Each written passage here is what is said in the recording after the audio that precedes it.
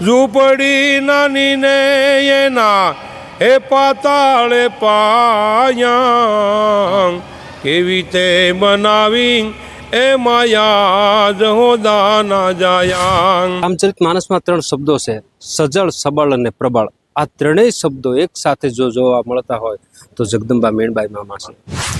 અમુક સમય સુધી માતાજી વિકલાંગ હતા. મારી નજરોની વાત છે. એક પગ ઘણો બધો ત્રાસો હતો. એ પછી માતાજીનો ભેળિયો ઓઢ્યા પછી માતાજીનું વિકલાંગપણું પણ આપણે જોયું નથી, અત્યારે નથી દેખાતું કોઈને. અને વરસાદ કે મારું કામ, અનરાધાર વરસાદ પડ્યો અને એ આપણા પાસે ફોટા કોપી પણ છે. બાપુ ઘૂંટી ઘૂંટી સુધી પગ ખોદતા જતા અને એ જગ્યાએ જઈ અને મંદિરનું ખાતમુહૂર્ત કર્યું બાપુએ. સફળ કરશે કાર્ય. અને ત્યારથી લઈને આજની સફર સુધી આઈમાની કૃપાથી બહુ મોટું 5-7 હજાર વીઘાની અંદર ટાટા પાવર પ્લાન્ટ અથવા તો બીજી એવી મોટી કંપની ઘણી અદાણી છે, આ બધી કંપની આરે જોડાય અને હું મોટા આઈમાને સૌ પ્રથમ વિચાર આ રૂપલમાં આપેલો. ત્યારે હું આવતો જાતો એક રાવત ભગત સાથે 25 વર્ષ પહેલાંની વાત છે. પણ ત્યારે ઘણી વખત હું અહીંયા ચા પાણી પી ગયો આ તે, પણ મને ખબર નહીં કે આ આઈમાં છે. બગીચો નહીં, એ તો ગાંડા બાવળ છે.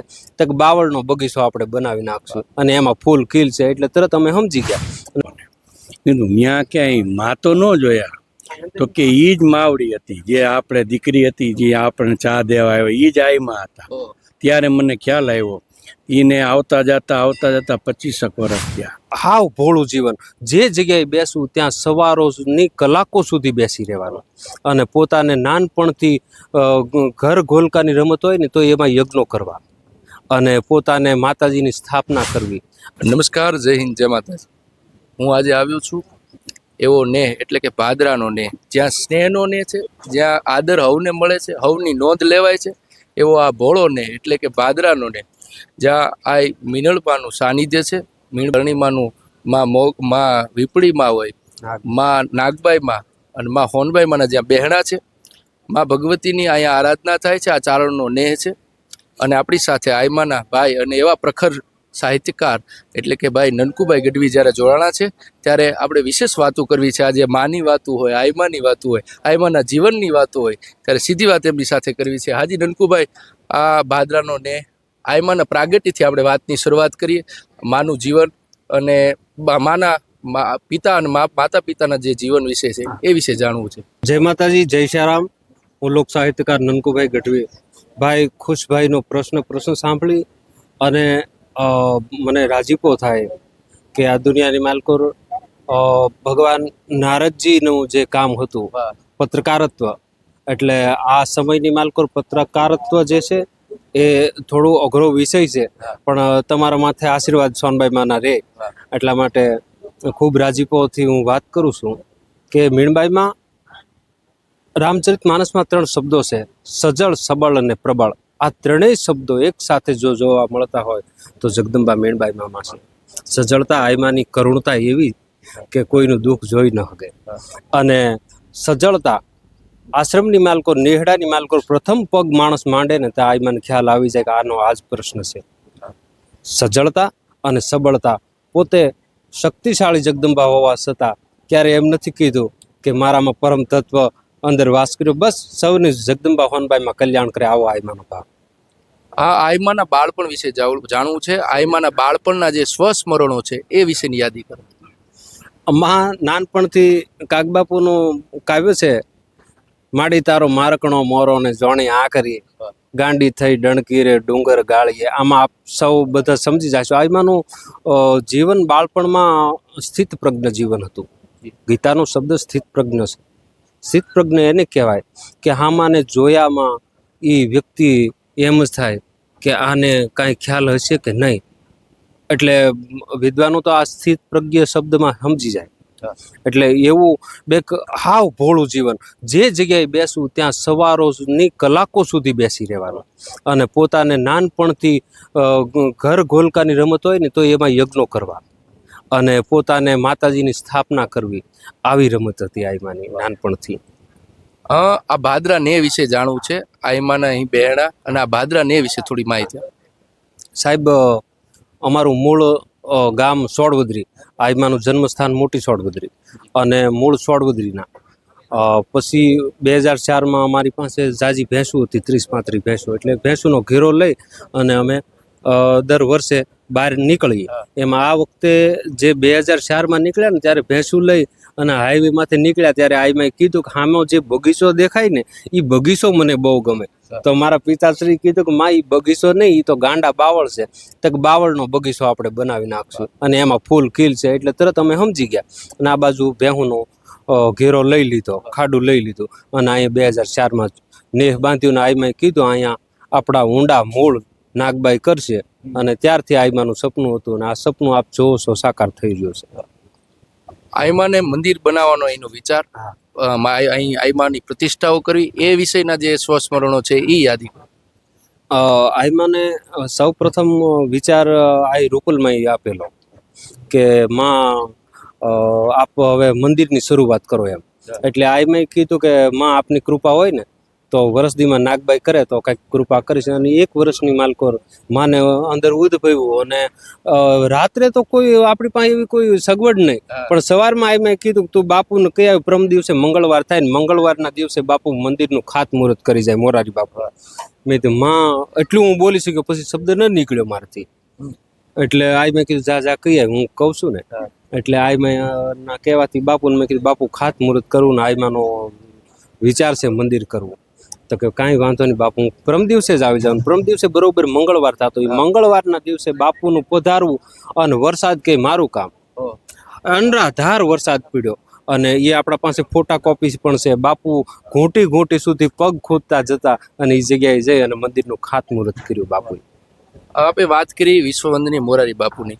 મોરારી બાપુને પણ આ નેહડા સાથે ખૂબ નાતો છે. ઘણા વર્ષોથી હવે એવું જાણવા મળ્યું બાપુ સાથેનો આ નેહનો ભાવ. આમ તો અમારે પેઢીનો સંબંધ છે. હા, અખેગઢ વસંત બાપુ એ અમારા ગુરુદ્વારાનું ખોરડું અને એ બધો પરિવાર અખેગઢ, તાતણિયું અને તલગાજડા, મૂળ તો તલગાજડું. હા, એટલે આમ તો અમારા ગુરુદ્વારાનું ખોરડું થાય, પણ બાપુ કોઈના ગુરુ ન થાય એટલે સદગુરુ ભગવાન અમે કહીએ એને, બરાબર છે. એટલે બાપુને રાજીપો એ કે આ નેહની માલકોર એમને ભોળપ જોવા મળે અને આપ પણ જાણી શકો છો સામે ભોળપ દેખાય છે બધું. અમે જેવા છીએ એવા, કોઈ પેલું કે એવું નહીં, હાવ સરળ ને સજળ એવું. આજે પ્રથમ પાટોત્સવ છે અને ધર્મસભા અને કંઈક શિષ્ય સાહિત્ય, જ્યારે ચારણી સાહિત્ય અને આજે મોટિવેશન સ્પીકરો આવતા હોય, શિષ્ય સાહિત્ય, કવિતાઓ, ગઝલો જેવા જેમાં એ પ્રખર વ્યક્તિઓ જ્યારે આવતા હોય, ખૂબ આયોજન ખૂબ સારું છે. તો આજની જે પાટોત્સવનો જે પ્રથમ પાટોત્સવ છે એનો રાજીપો અને એનું આજનું આયોજન વિશે. ગઈ સાલ અમે પ્રતિષ્ઠા આઈમાં કરી અને પ્રતિષ્ઠામાં અમારે હવે જાજમાં થોડું સમજાવી દઉં. આગલે દિવસે રાતે કાંઈ ખબર નથી અને સવારમાં અમારે ભાઈ પટેલ સાહેબ વલ્લભભાઈને વિચાર આવ્યો અને માને કીધું કે માં આમાં લાભ મને આપો. અને 30-31 લાખનું આખું આયોજન વલ્લભભાઈ કર્યું. અને પછી બાપુએ કૃપા કરી કે બાપુ હું પહેલે દિવસથી સૌ, અને વચ્ચે બાપુએ પણ 2 વખત આમાં નિરીક્ષણ કરી અને બાપુ પણ પધાર્યા અને ખૂબ આનંદ થયો. પછી એને માથેથી વરસ ગયું એટલે ખુશભાઈ આજથી 20 દિવસ પહેલા બાપુ આજ ઈંડોળે બેઠા હતા, અમે બધા અહીંયા બેઠા હતા. તેમાંથી વાત ચર્ચા થઈ તો બાપુએ કીધું વરસથી પૂરું થયું, હવે આના માટે કંઈક પાટોત્સવ. મેં આપ કયો ઈ તો બાપુ કે હનુમાન જયંતિ. મેં તો બાપુ હનુમાનજી આપણને ભેળા રાખે કાંઈ આ રીતનું. આઈમાના સાનિધ્યમાં ખૂબ પ્રખર કવિ રામભા ગઢવી એટલે કવિ રામ, ખૂબ પ્રચલિત રચનાઓ એમની છે, એ આપણી સાથે જોડાણા છે અને આઈમાના પરિવારમાંથી છે, ત્યારે વિશેષ આનંદ એમને હોય. હાજી આપને આઈમાના કોઈ એવા સ્વસ્મરણો, એવી બાળપણની યાદી પહેલાં તો કરો. જી, જય માતાજી ખુશભાઈ. આપને, આપણી ચેનલને અને આપણા દર્શકોને અને માતાજીના સાનિધ્યમાં જ્યારે માની, હું તો એમના સગા કાકા થાવ, મારા બડે ભાઈ એટલે કે નાગભા બાપુ પણ અમારા જન્મભૂમિ સોડબદરી મોવા તાલુકાનું, ભાવનગર જિલ્લાનું. ત્યાં સોડબદરીમાં અષાઢી બીજનો સમય હતો ત્યારે અમારા ભોજાઈ શ્રી દાઈબાબાના કુખેથી માતાજીનો જન્મ થયો અને એ જન્મભૂમિનાથી લગભગ 10 ફૂટ કે 20 ફૂટ ભગત બાપુનો જન્મભૂમિનો ઓરડો છે અમારા ગામમાં, મોટી સોડબદરીમાં. અને એવા મીણબાઈ માનું પ્રાગટ્ય થયું. પણ અમુક સમય સુધી માતાજી વિકલાંગ હતા, મારી નજરોની વાત છે. એક પગ ઘણો બધો ત્રાસો હતો. એ પછી માતાજીનો ભેળિયો ઓઢ્યા પછી માતાજીનું વિકલાંગપણું પણ આપણે જોયું નથી, અત્યારે નથી દેખાતું કોઈને. અને એ માતાજીના માતા પિતા એટલે કે નાગબાપુ એમના મારા બડેભાઈ એમના પિતા છે, નાગભાઈ ગઢવી, નાગભાઈ ભાયાભાઈ ગિયડ અવસુરા, અને ડાયબાબેન એમના માતાનું નામ છે. અને આ એટલી સ્વસ્મરણની અમારી કેન્દ્રમાં વાતો છે. મોટી વડોદરી ઉગમણા બારના ઓરડા હતા અમારા જૂના, અને એમાં માનો જન્મ થયો છે. પછી આ ભેળીઓ ઓઢ્યો માતાજીને, જે કાંઈ માતાજીપણાનો જે ચમત્કાર કે દિવસ આવ્યો એ દિવસ પછી આમને મેળાવડા થાય છે. હરિહર ને ભજન ને ભોજન ને પછી બાપુની પણ નજર કેન્દ્ર રહેશે સારામાં સારું. અને બધાય સેવક સમુદાય, બધાય સ્નેહીઓ, બધા સાધુ સંતો, અતિથિ, બધાનો માહોલ એક ધારો હરખો આજ સુધી હાલ્યો જાય છે. અને ભગવાન રામ કૃપાથી એ પણ એ પ્રમાણે હાલ્યો જશે એવી હું રામકવિ જાણું એટલી ખાતરી આપું છું. જય માતાજી. આ છે આ ભાદરાનો નેહ છે. અહીં નેહડો છે ને આપની ઝૂંપડી નાની ને જેના પાતાળે પાયા, એની એક બે રચના, એક બે કડી. જી જી, આ એક કાવ્ય છે અમારું લખેલું. કેવી તે બનાવી માયા એ જહોદા ના જાયા, કેવી તે બનાવી એ માયા જહોદા ના જાયા. ઝૂંપડી નાની ને એના એ પાતાળે પાયા, કેવી તે બનાવી એ માયા જહોદા ના જાયા. લાડ રે લડાવો લાલા અમે તારા છીએ ટાયા, અમે તારા છીએ ટાયા, કેવી તે બનાવી એ માયા જહોદા ના જાયા. કવિરામ દેખી કાના એ મુખ મલકાયા, કેવી તે બનાવી એ માયા જહોદા ના જાયા. આવી ખુશભાઈ નેહડામાં આપણને અવારનવાર મા મીણબાઈની કૃપાથી આનંદ આવે છે. મા નાગબાઈનું, આઈ કરણીનું, આઈ હરાકડિયા હોનબાઈ માનું જ્યાં મંદિર છે અહીંયા. અને બધા આવ્યા કરે છે. અમારા દરબારો રામકુભાઈ આંગણિયાથી, અમારા વડથી રમેશ બાપુ ગઢવી, અમારા મૂળિયા સાહેબ, અને બાકીનો આનંદ છે. નાચગતના સાધુ સંતો બધા આવ્યા કરે. જય માતાજી. ખુશભાઈ, જય માતાજી. આઈમાના ઉપાસક, આઈમાને પ્રત્યેની ભાવના ધરાવતા, અહીં ધામ સાથે જોડાણા વ્યક્તિ જોડાણા છે. હાજી, આપનું નામ અને આપ કેટલા વર્ષથી અહીં જોડાણા છો? મારું નામ યુસુફ જુનેજા છે. હું મહુવાથી બિલોંગ કરું છું અને 2012થી આઈમા સાથે જોડાયેલો છું. અહીંયા એક અમે પ્રસંગ કર્યો હતો, સમૂહ લગ્ન મુનાભાઈ 2012માં. ત્યારે આઈમાએ બહુ સપોર્ટ કર્યો હતો અને ત્યારથી પછી લગાતાર આ 2026 સુધી હું અહીંયા આવતો જાવતો રહ્યો છું. અને 2017માં જે મિડલ ક્લાસથી આવતો હતો એ સમયમાં હું આવ્યો ત્યારે સફાઈ. પછી 2017માં જ્યારે કંપની મને બહુ મોટું કામ આપ્યું ત્યારે હું આઈમાના આશીર્વાદ લેવા આવ્યો.